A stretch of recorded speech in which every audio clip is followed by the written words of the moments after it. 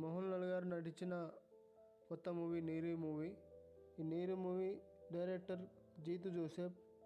ఈ movie Malayalam movie. Original movie అయితే మలయాళంలో తీశారు, బట్ ఇది తెలుగులోకి డబ్ అయి ప్రజెంట్ స్ట్రీమింగ్ అవుతుంది.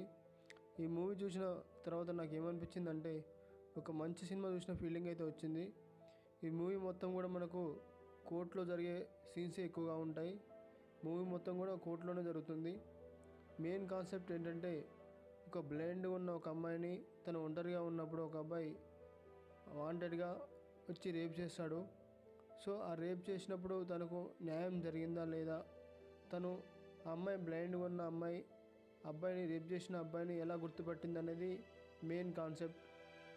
ఈ ప్రాసెస్లో తను ఎలా అబ్బాయిని గుర్తుపట్టింది, పోలీస్ కేసులో ఇన్వెస్టిగేషన్ ఎలా అయింది, చివరికి ఎలా తనకు శిక్ష పడ్డది అబ్బాయికి అనేది మెయిన్ కాన్సెప్ట్.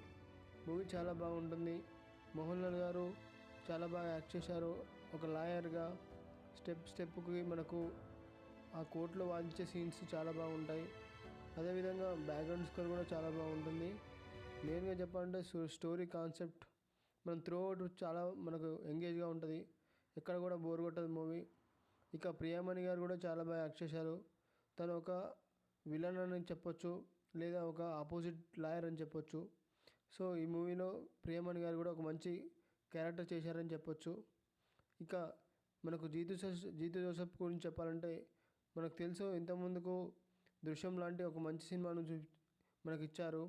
అదేవిధంగా దృశ్యంలో ఎలా అయితే ఉంటుందో ట్విస్ట్లు అండ్ మంచి స్క్రీన్ ప్లే, మంచి స్టోరీ, ఇందులో కూడా అదే విధంగా ఉంటుంది. మంచి స్క్రీన్ ప్లే, మంచి స్టోరీ, మంచి కాన్సెప్ట్, ఎక్కడ కూడా అనవసరమైన సీన్స్ పెట్టకుండా మంచిగా ఉంటుంది సినిమా. సో మీరు కూడా చూడండి, చాలా ఎంజాయ్ చేస్తారు.